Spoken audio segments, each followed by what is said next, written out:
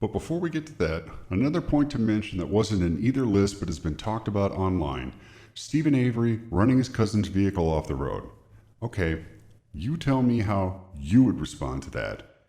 Even now, not to mention a 23-year-old country boy back in 1985. You are already at the bottom rung of the societal ladder. Your own family member is accusing you of running around the yard bare-assed and flashing you. In the dead of winter, no less, even though it clearly states in the film that Gregory Allen was known to do that exact act. You know, Gregory Allen, the guy who was really the one responsible for the assault on Penny Bernstein. So you have this accusation in this small town where, just like any small town, you can't poop without everybody knowing what color it is. This accusation is coming from not only a family member, but guess who? A person tied directly to law enforcement. You know, law enforcement, that group of people who are supposed to be held to a higher standard, ergo, why would a person of such a high standing make something up like that? And why would somebody lie about their own family member like that? Hell, the accusation must be true. Knowing that, how do you combat that? What are you going to do? Call the cops? And what are they going to do? Stick behind one of their own? Or what if the truth turns out that a lie is being spread about Steven Avery? Are they going to stick behind this local troublemaker? Doesn't take a rocket scientist to figure that one out. And that's another thing. He meant to do her so much harm, yet the gun supposedly wasn't even loaded. And a shotgun, not like a handgun like some of the media are suggesting. Do your research, Joe. And he supposedly backed off when he saw that she had a kid in the car. Doesn't sound like the action of somebody who's so violent that none of that would matter. Yet no one is bringing this stuff up. To that day, 20 years later, during those depositions, the event was so horrific that the victims and witnesses who are law enforcement or related to law enforcement, you know, the group of people whose job it is to remember details like that, somehow don't remember what happened. Well, I don't recall. Well, Jimmy Fallon was robbed at gunpoint years ago. He told the story on national television. You think his answers were all, I don't recall? Yet these events, taken at face value, are what seem to be swaying people's decisions as to somehow prove that these events are why Steven Avery must have committed the crime against Teresa Halbach. Unbelievable. Hopefully a jury of similar mindset never judges you on a case like this. Anyway, another point is that he wrote in a note to his then wife, who was raising 5 kids by herself on what I'm sure is something other than a working class salary, stating, if you don't bring the kids up, I will kill you, I promise, haha. Gee, if I was sitting in prison, in a cell for something I didn't do, and I wasn't seeing my kids, I can say with absolute certainty that I wouldn't go nuts. His wife even said, I can't handle these kids, I'm going to end it all, I'm going to take pills and end it all. Add that to having to cart them up to the prison to see their dad, I'm sure things were pretty strained. Not like most people would know that, since strained to most people in modern society is when their phone doesn't have signal or their Wi-Fi goes out. And no one seems to consider that when they finally divorce. He does write a note that says he's sorry and that he really did love her. Well, I'm very sorry too. Sorry that everyone who reads this and thinks he's guilty has or will be going through a divorce soon, because you obviously have no room for forgiveness in accepting someone's apology. Garbage. You accept family, friends, significant others' apologies all the time, yet for Steven Avery, he's not allowed that action? Get off your high horse and look further past the written words in front of your face. They also talk about the torture chamber, which I just discussed, and also mention that Steven Avery knew how to get rid of a body by burning it in a fire pit. So Steven Avery and his inmate buddies are the only ones with that information, right? Wrong. Guess who else has that information? The police. Everything in prison is either recorded or screened. Going in, going out, doesn't matter. It's all looked at by somebody. If someone has a big enough interest, they could look into it later or have somebody else look into it later for them in order to give them the information that they could use later. Remember, James Link signed out a vial of blood 3 years before the murder of Teresa Halbach. If he indeed planted that evidence, you're saying that there's no possibility that he also kept tabs on the one guy who could bring him down if he ever got out, and made sure that he knew that he could circumstantially tie his torture chamber idea and burning of evidence by making sure that that happened? Just as Steven Avery described? It may be far-fetched, but it sounds more legitimate to me given the evidence. And how was this information obtained? Did he mention this the same way non-prisoners talk about which 5 CDs they'd take if they were stranded on a desert island, or which cereal they'd eat, or which 3 Hollywood starlets you'd marry?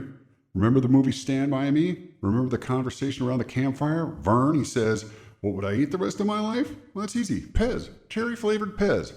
I'm pretty sure that they're not discussing cherry-flavored Pez in prison. Again, presenting reality to the fact that just because a woman wears short, tight clothing doesn't mean she's asking for it. Yet there's so many people out there who are saying just that. How can you be so tunnel-visioned and biased? Then again, if that opinion wasn't out there, I wouldn't be making this. The media person also uses the argument that the defense says that Steven Avery didn't get a fair trial from the start because of the assumption of guilt that the media portrayed, but yet points out that the documentary makers want you to believe that Steven Avery is innocent using the same means. Fair enough, I'll give him that. But then he uses the tactic of having the conspiracy supported by citing the conspiracy theorists at the local bar versus the legitimate college professor registered conspiracy theorists. Then he goes on to ask how this barfly could have any evidence to support this conclusion. Yet the same argument to the contrary isn't mentioned when he neglects to cite the fact that when Brendan Dassey's testimony came out, testimony with absolutely no corroborating evidence whatsoever, mind you, minus the magic contaminated bullet that was found 4 months later, when those same barflies were saying things like, well, I thought he was innocent, but now, and things like, well, I think he really did it, meaning Brendan Dassey. I don't think he's the master behind it, but okay, media dude. Why would you not cite then those same barflies from before who were saying that he's guilty? How the hell could those barflies possibly conclude that they did it? Well, the conspiracy barflies have the suspicious key, bullet, and blood. Point is, you're making a counter-argument to an argument that already has a counter-argument to it. This guy also insinuates that Brendan Dassey, who can't spell the word rack, admits to a rape and a throat slit, yet he thinks he's going to get back to school, then home to watch wrestling, is going to say that his uncle actually killed Teresa Halbach, but that he himself only confessed to the lesser crimes to conceivably post bail. What? Are you reading what you've written? The sentence before that one, you stated that Brendan Dassey confessed that his uncle admitted to the murder of Teresa Halbach. Keyword, admitted. You're a lawyer? Tell me, how is it that Steven Avery admitted to killing Teresa Halbach?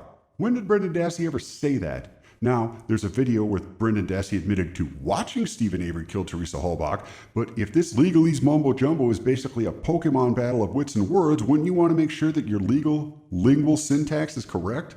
This is why I made this. This grieves me that someone with legal training can look at these circumstantial tidbits on one side of the case, claim they are proof, then excoriate somebody for stating that their circumstantial tidbits on the other side of the case aren't valid. Wasn't that the whole argument behind what lost Brown versus the Board of Education? Even though it's exactly the same, yours is worse, mine is better. I'm not naming this person because for the most part I have respect for their work quite highly, which is why I'm so taken aback by their conclusions. I'm obviously trying to keep my identity anonymous here because I feel that the source in this scenario can do exactly what happened in this case. Knowing who I am would likely sway listeners and readers to their conclusions based on bias rather than on the arguments presented. But if this person happens to figure out who I am, I would gladly debate them on any and all aspects of this case. I would prefer that the arguments speak for themselves to stand on their own ground, but I don't make bets unless there's a really good chance that I can win. This is one of them. He also mentions the very likely possibility that he, Brendan Dassey, was telling the truth about what he and Avery did to Halbach. Yeah, except for the fact that none of what he said matches up with any of the physical evidence found, minus the magic bullet which was found right afterwards. Boy, then he talks about how he had plenty of time to clean up the crime scene, except for the 3 miraculous pieces of evidence that they somehow forgot that are the ones that are going to bury him. He also says that Steven Avery is a serious sexual predator because of his fake pumping of someone and touching a girl he was going with while they were all downstairs. Wow, that sounds serious. Hope the WWE doesn't get to wind of this. Tight spandex, fake breasts, fake pumping. Bad news. He also mentions that his first lawyer, Len Kaczynski, and investigator O'Kelly weren't out to get Brendan Dassey to set both he and Steven Avery up. Ken Kaczynski had his investigator get Brendan Dassey to write down what really happened. No, Brendan. Write down what really happened. What the police say happened. There you go, Brendan. Good boy. He said that the reason he had O'Kelly talk to Brendan Dassey was because he knows that Brendan Dassey's statement will be admissible in court, so because of that, he was considering a plea bargain.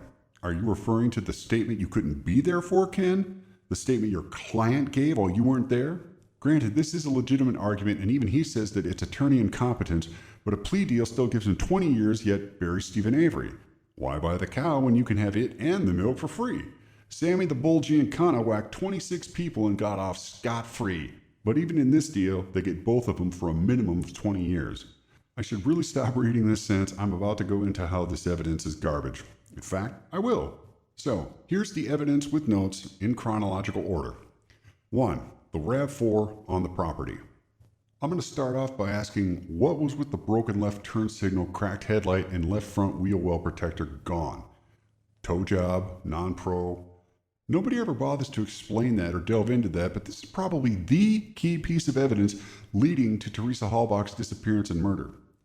Also, I noticed on the forensic processing photos of the RAV4 while it was in the processing garage, did anyone bother to see if there was any geological evidence to be processed?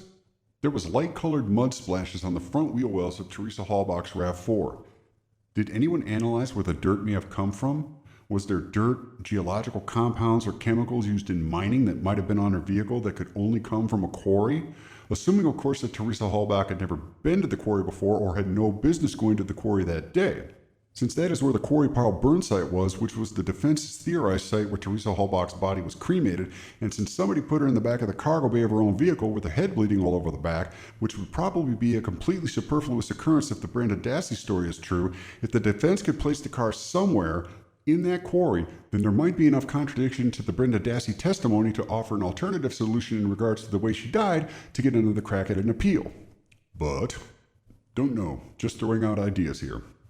There's an uncanny coincidence that ties in with my final analysis that right before Pam Sturm and her daughter Nicole divinely searches the Avery property, Calumet County Detective Mark Weger calls Manitowoc County Detective Dave Remaker.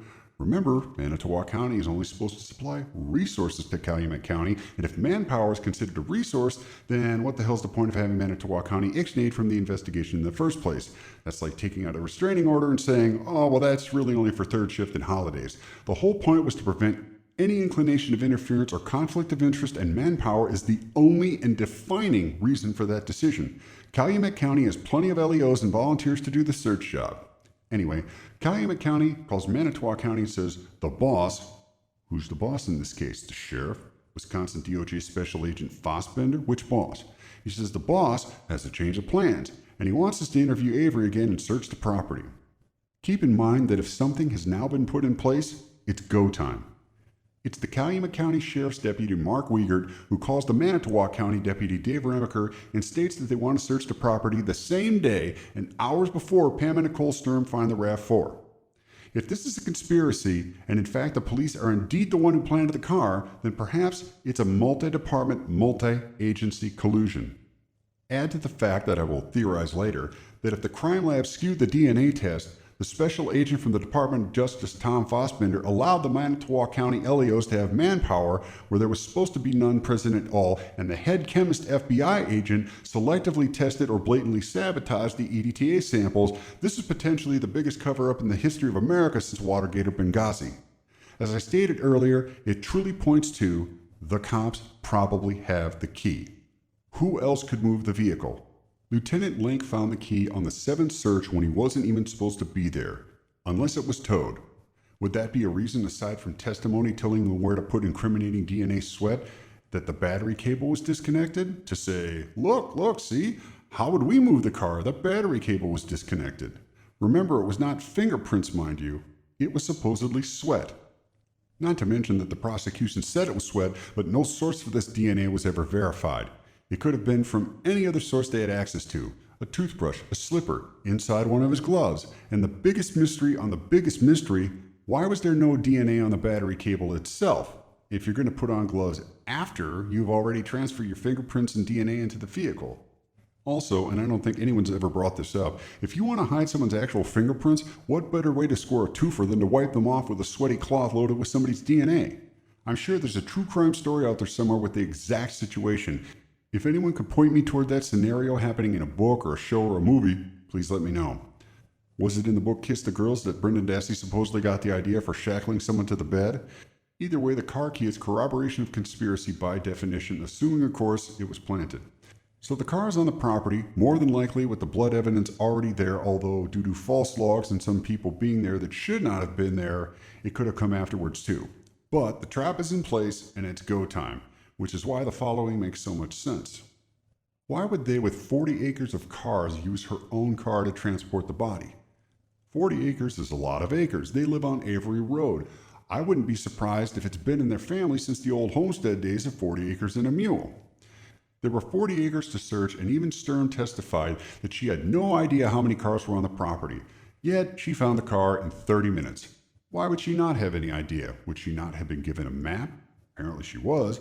Searching the place Teresa Halbach was last seen, even though she had a direct line to the sheriff, no one gave her a map? Well, Teresa Halbach's ex did give her a map.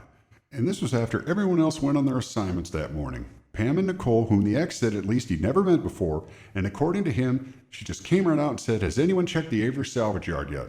He told her no, not yet, and he gave her a map. Map of what? The yard, the 5-mile area, an exact spot to look perhaps? She did find it in under 30 minutes. Did anyone ever ask her to produce that map that she used for the courtroom? Would that not have been taken into evidence? Why would she not want to keep that, at least for posterity, considering the map was the start of what put Teresa's killer behind bars? I still have a spree, as in the candy, spree, in an old ring box that I dropped on the floor of the White House when I took a tour in college 20 years ago, and she wouldn't have the map that found Teresa Halbach's killer? A distant relative of hers, nonetheless? Teresa Halbach's roommate Scott also gave the Sturms his digital camera. Only them, no one else. Why would you give your digital camera to the last group that came by to help with the search? Not the first. You don't put your best basketball sneakers on your sixth man, you put them on your starter. Those actions make no sense. Not to mention he claims that already by then they pretty much knew that the Avery location was the last place Teresa Halbach was reported seen. So, you send a bulkier search party out elsewhere, then have 2 latecomers search the Avery yard versus sending the whole team there to clear it in one day. Doesn't really make much sense.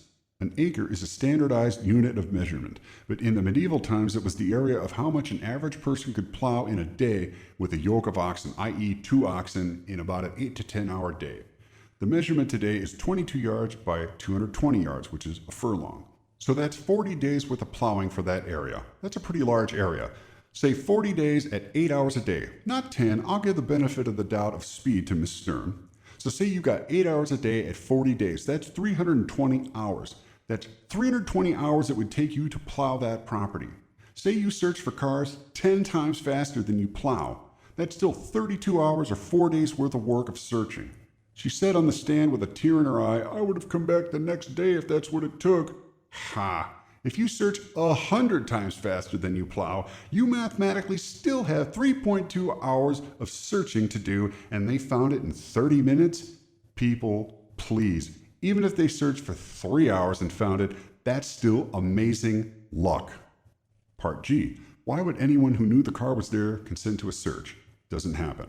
Sure, it was his uncles that gave the consent, but supposedly they were suspects of the defense. Why would they consent knowing that the sheriff would be out for them? Part H. Why did Sturm start there?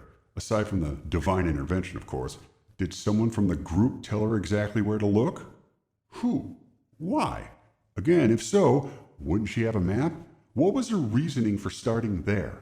I have yet to find a map of the property to point out with an X where Teresa Halbach's car was found, much less a photo from the case itself where her vehicle was found, aside from the blip on the show. But an article I read said that they started on the southeast side of the salvage yard. The entrance to the property is the northeast side, and the house at the end of the road is on the northwest side. Why wouldn't you start furthest away from the living spaces? The old joke about fishermen is that if you ask somebody where they plan to go fishing, it's always on the exact opposite side of the lake from where you start. The fish are always the farthest away from the boat launch there. Hey, oh, yep, they're hiding on the other side of the lake there, yep. Naturally, you'd probably want to start from the furthest away and work your way back. Part I. Why did she have a direct line to Sheriff Poggle? Did everyone have this number? The flyers with Teresa Halbach's picture on it clearly state, "Contact the Calumet County Sheriff's Department," which the number on the flyer is the same number that to this day is the main number you find online to the department itself, not directly to the sheriff. That, and why would there only be 2 people to search 40 acres? If she brought 20 people and they found it in 30 minutes, I'd buy it. But it was 2 people and they found it in 30 minutes at a non-logical starting point. Why didn't they use a golf cart? That I could at least believe the time frame, but if they were footing it, then it's a pretty weak story. Part K. What was their reasoning to search on the 5th day versus the 1st or 2nd day, especially if they thought that the Avery place was the last place she was seen alive? If the cops searched his trailer right away, why would they not have brought a police team or even a canine unit to clear it once and for all? Wouldn't it stand to reason that such an action would be pertinent? Part L. When the brother and the ex were on the news talking about finding things, and you see a bunch of people in the field looking at something on the ground, and they said, well, as soon as we did, we had the proper people and authorities look at it. What did they find? Part M. Why was the car on the property at all? Why was it not crushed in the car crusher? He used the car crusher the day before but forgot to crush the car that supposedly transported the dead girl in? Why was it not burned? He burned the body supposedly to hide evidence, so obviously one would think that burning the car would certainly make him look guilty, but it would destroy any physical evidence, basically allow him to thumb his nose at the cops. Without physical evidence, the jury would be forced to convict with just the car still being there. Still looks bad, but not nearly as bad as your blood and the victim's blood in the car. Part N. If Steven Avery had the key, why wouldn't he at least throw the key into the fire, or the pond, or into Lake Michigan, which is only a few miles away? Again, the cops had the key conspiracy piece. When Lake Delton was drained after the dam broke at that rainstorm, they found a bunch of guns at the bottom of the lake, and Lake Delton was man-made. Same thing when they had to do work near Niagara Falls and diverted the course of the river. Lots of guns. Salvage yards have scrap people like recyclers come and take valuable metal away. Why would he not have called somebody within 5 days to come pick it up and get it off the property? Even if he had to say to the guy taking it, hey man, I'm about to be a millionaire, destroy this, never talk, and I'll pay you $1 million. In fact, that's how a lot of murders get solved. Someone gets stiffed out of cash. That's how H.H. Holmes, arguably the most prolific serial killer in U.S. history, got caught. Part P. I read an article about Sturm finding the vehicle, and then when they find it, her partner reads the VIN number and she said, that sounds familiar. I worked in automotive most of my working life, and I can tell you that I've never memorized my VIN number. I could probably tell you the first 3 digits of only one of my vehicles, but that's simply because it was easy. I might well be able to tell you the 8th and 10th digit of a couple of vehicles, but that's only because I did most of my own repair work and those of the engine type and year of the car respectively on any VIN number. But nobody knows their VIN number. In fact, as I began working in that field, I was blown away by how many people don't know their own damn license plate number. Most people get oil changes every 3,000 miles, yet few people even know approximately how many miles are on their car, even to the nearest 10,000. I would not believe it either had I not lived to see it with my own eyes, but believe it or not, some people don't even know the year of the car they're driving. So to say that Sturm was familiar with the VIN on the vehicle is either garbage or somebody gave her the information, knew that the plates were going to be gone, and that was the way she was going to identify the car. Regardless, saying it in court to me is a sign of embellishment.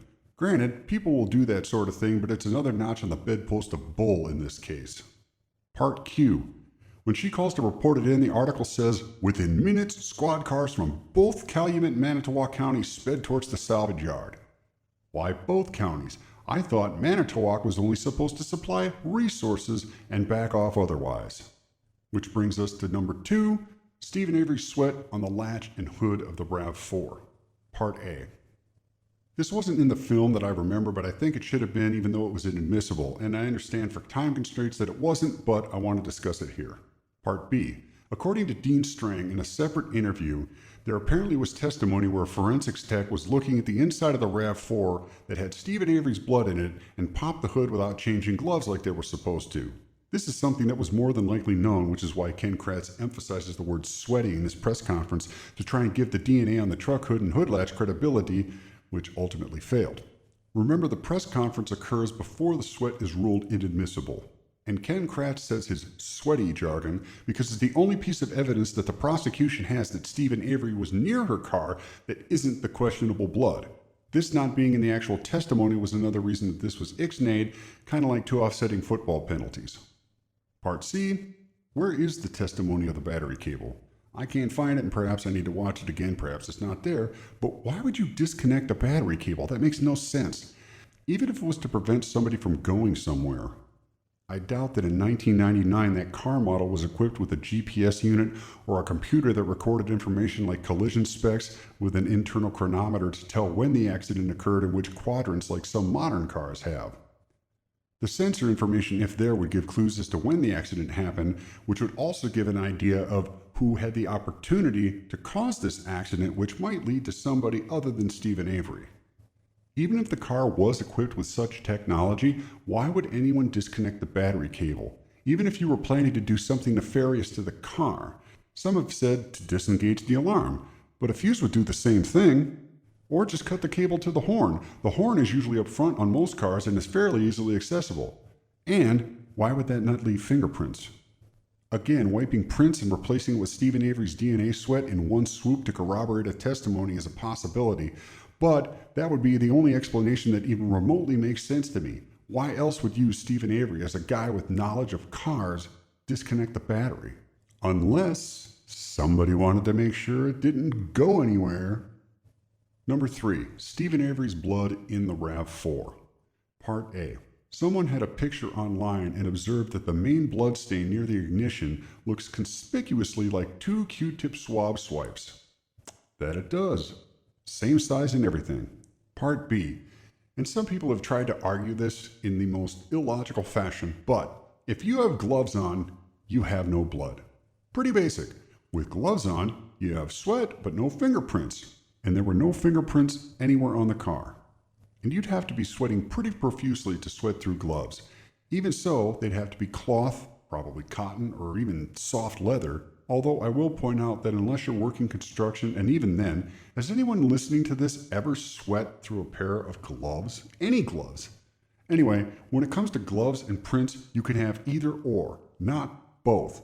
You either have gloves with no blood and no fingerprints but possibly sweat, or you have no gloves with blood and sweat, but you also have fingerprints. Part C. So, when did they find Steven Avery's blood? Did they find it in the car while it was still on the Avery property? Did they find it right away, or did they mark it later in a report? Or did they only find it when they got it back to the forensics shop? This too could be a major case breaker, but they'd never discuss it. Number 4. Burnt bones on the property. Part A. This piece of evidence, this is one of the reasons I made this. This is one of the reasons I got into this crusade here. This is what apparently convinced that prominent business owner I mentioned before that Steven Avery's guilty because there's a body on his property.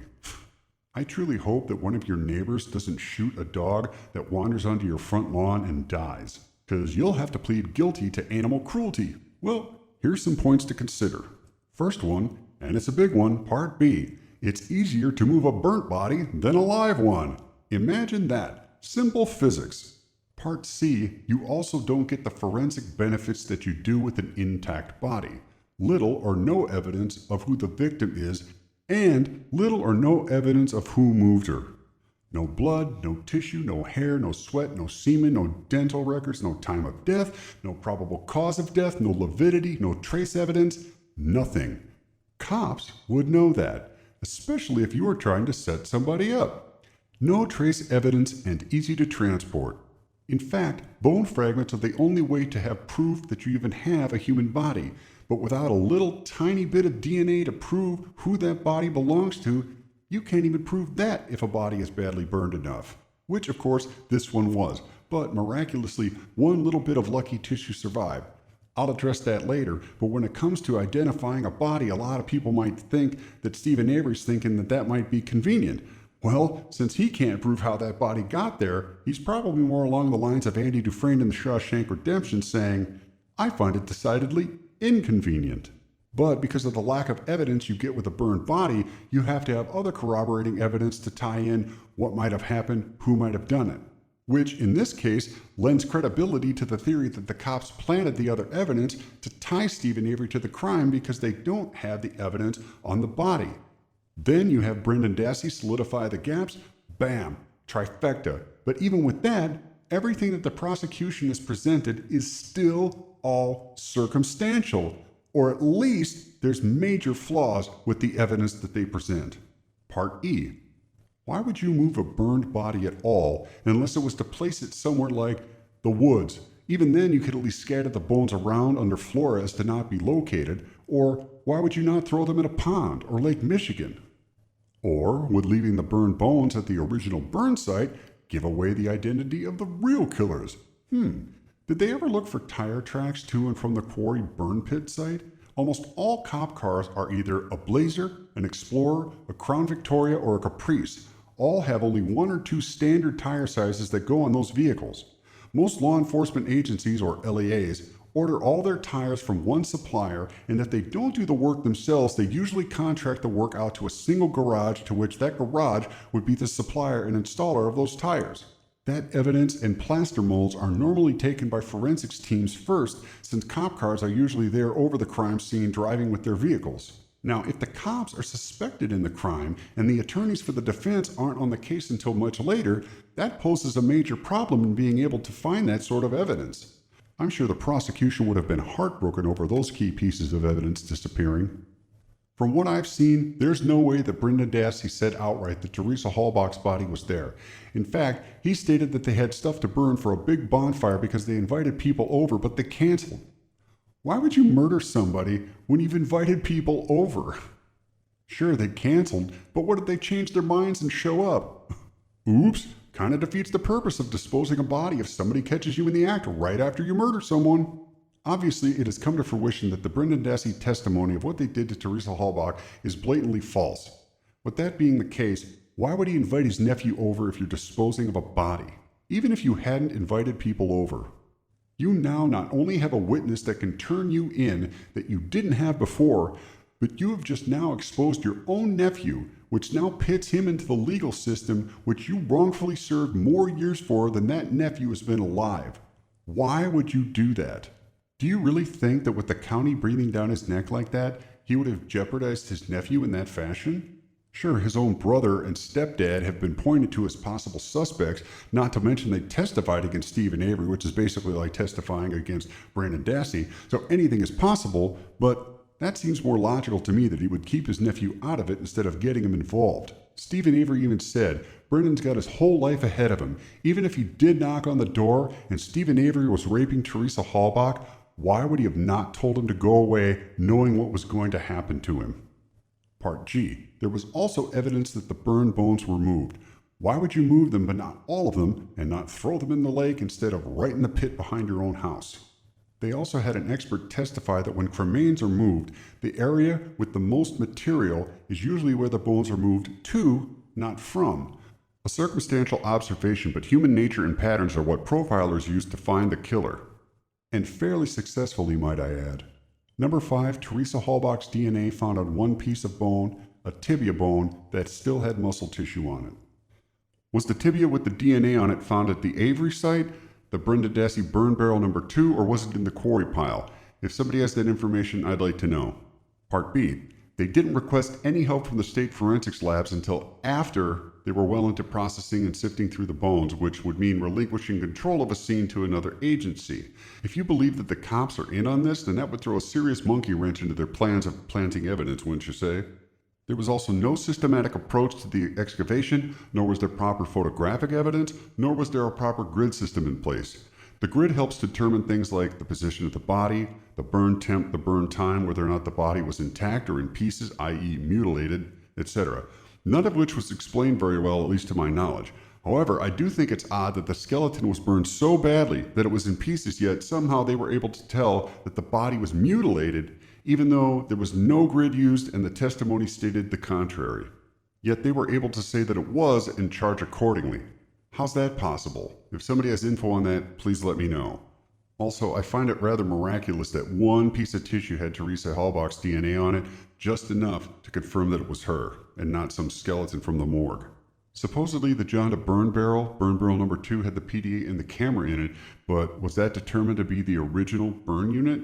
Was that at the quarry also? If that's the case, then wouldn't the evidence have pointed to somebody at the Jonda residence like Bobby Dassey or Scott Tadich or Tadic or however he pronounces it, and not Steven Avery? I don't recall, did they ever say where Scott Tadic and Bobby Dassey lived? Did they live together in the same trailer, next door with Barb Yonda, whom he later married? Since the Jonda burn barrel number 2 was technically at the property of Barb Yonda, was she, Bobby, or Scott ever investigated at all? If they were not, they basically got a free ride. Because of the Denny ruling, the defense couldn't go after those two or anybody else. Convenient. They lived right next door, especially for the prosecution, who knew that the defense would have to go with the idea that the hard-working, dedicated, family-oriented police persons were being unfairly crucified. Part D. How did they find her DNA? Muscle tissue? Obviously, but was it plainly visible? Did they meticulously test every speck of bone in the few days' time before they charged Steven Avery? And what was that time frame? Even the one tibia bone piece analysis would have taken some time. Back in 2005, DNA testing was not like it is today. And even now, it's not like on TV where you can eke out a profile in an afternoon. In 2005, you were lucky to get DNA back in 5 days or so, regardless of when you started. I know, in college, DNA was all the rage, Jurassic Park and the like. I took a genetics course and actually did that process. Part F, who tested that? Has an independent lab tested the same piece of tibia to find out that it is indeed Teresa Halbach, or did everybody just take the cop's word for it? Part G. If I were Steven Avery, I'd have them test that as new evidence to try to get a new trial, assuming, of course, that other results would come from the test. I saw on a different crime show regarding this case that there was supposedly a single tooth that they also found to identify her. Did that tooth have plier marks on it at all? This seems too convenient to me that the body would be burned and crushed beyond anything other than being able to tell that it was the skeleton of a young female, yet a single tooth and a tibia with muscle tissue on it miraculously survived the fire that's hot enough to cremate an adult human. The two pieces of evidence needed to identify a burned body are skeletal remains, dental records, and some form of DNA. It's reminiscent of the Harry Potter books where Peter Pettigrew cuts off his own 2 fingers to make everybody believe that he was blown up by another wizard. Trail of breadcrumbs, if you ask me. Who would know this? Cops. Cops would know that all you need is one of these 2 pieces of evidence. Teresa Halbach's phone, PDA, and camera were found in the burn barrel on the Dassey Jonda property. Was the phone burned, as in burned with the body, or did it look like it was burned after the bones were all there? Was it able to be used? If so, why did they not try to access her voicemail, or access things on her PDA to get more clues, assuming again that those items weren't burned beyond use? And Steven Avery supposedly burnt this body to a crisp. Again, just like Andy Dufresne in The Shawshank Redemption, that's decidedly inconvenient because through forensic anthropology, the only thing you would probably get out of this is that it would be a female of an approximate age within about 10 years. Because if the prosecution can't prove that the bones belong to Teresa Halbach, you would still technically only have a missing person and no murder. I understand that this is highly speculative, but I would really be focusing on the DNA from the tibia bone if I were him. That one test could exonerate him. Again, assuming that hair helmet didn't throw the baby out with the bathwater. And the last part, since he did burn this body to a crisp, how would he forget to get rid of the other 3 key pieces of evidence then? Especially when one was so obvious and he happened to be at the only type of business, a business that he grew up with, mind you, that would have a machine to help dispose of the evidence, a car crusher at a salvage yard. That's like a dentist forgetting to alter the teeth of the victims he was going to frame and burn before he burns them, like they do in the movie The Whole 9 Yards. He supposedly drove past the car crusher and said, "The sooner the better," and forgets for 5 days. He leaves the shell casings and the magic bullet in the garage, even though there's no blood anywhere in the garage, and then leaves the car key in the trailer? Being an auto salvage yard, if they kept keys to the cars in the yard, don't you think, even by force of habit, that he would at least put the key where the other hundreds of keys are, like all auto garages do? All auto repair shops have a key cup or a key bucket. None of them have keys hanging on the wall like a set of wrenches. They probably all have them tagged somehow, but it would most likely be in a bucket, or at least until the vehicle was rendered unmovable by means other than a forklift. So at the very least, you could say, "Oh, well, it must have been so-and-so. I run the salvage yard, and they run the salvage yard, and if my DNA or fingerprints is on that key,